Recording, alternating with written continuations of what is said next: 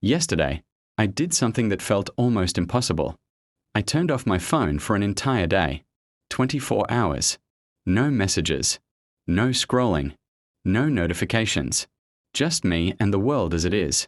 It didn't start as some deep philosophical experiment.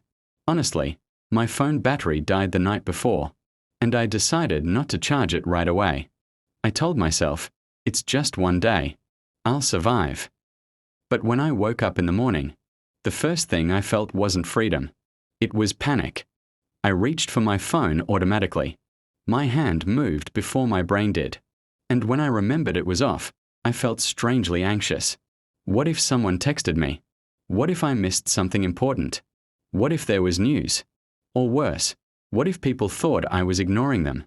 That's when I realized something uncomfortable. My phone wasn't just a device. It was my connection to validation, to distraction, to constant noise. The first hour was the hardest. I kept checking my pocket even though I knew it was empty. It's funny how our bodies develop habits without asking our permission. I sat at breakfast with nothing to scroll through. No videos. No headlines. Just silence. And for the first time in a long while, I noticed the sound of my own chewing. The ticking of the clock. The way the light came through the window. It felt slower. When I left the house, I noticed people differently. Usually, when I walk, I look down at a screen. But that day, I looked up. I saw a woman laughing while talking on the phone. I saw a little kid dragging a backpack that looked too big for him. I saw an old man feeding birds in the park. I realized something simple but powerful. The world is always happening, even when we are not watching it. Without my phone, I had time, and that was uncomfortable. I had time to think about my goals, about conversations I avoided, about feelings I usually cover with scrolling. It's easier to watch other people's lives than to examine your own. At one point, I sat on a bench in the park. Normally, I would take a picture, maybe post it, maybe add a caption about peaceful moments. But this time, there was no camera, no audience, just me sitting there, and it felt more real. I started asking myself, when did everything become content? When did every experience need to be shared to feel valid? Why do we feel the need to document instead of simply live? Around midday, something surprising happened. The anxiety faded. I stopped worrying about messages. I stopped imagining emergencies. The world didn't collapse because I wasn't online. No one panicked. Life continued. And I felt lighter.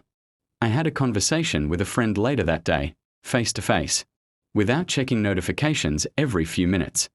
I listened more carefully. I noticed the pauses in their voice, the small expressions on their face. It was deeper, more present. In the evening, I read a few pages of a book. Normally, I read one page and then grab my phone. This time, I kept reading. I forgot about time. I wasn't switching between apps. My brain felt quieter. That night, as I lay in bed, something else felt different. I wasn't overstimulated. My mind wasn't racing from endless information. There were no bright lights keeping me awake. Just darkness. Just thoughts. And here's what surprised me the most. I didn't feel disconnected from the world. I felt reconnected to myself. One day without my phone didn't solve all my problems. I turned it back on the next morning. Messages flooded in. Notifications lit up the screen. And yes, I felt that familiar pull again. But something had changed. Now I know that I can exist without constant updates. I can sit in silence. I can walk without music. I can experience moments without proving they happened. We often think our phones give us freedom to communicate, to explore, to express ourselves. And they do. But sometimes, they also take something away, our attention, our presence, our ability to be bored, which is where creativity and self-reflection begin. One day without my phone taught me that silence is not empty. It is full of things we forget to notice. Maybe the real question isn't whether we can live without our phones. Maybe the question is, can we live fully with them, without letting them live for us? And sometimes, the only way to find the answer is to turn them off.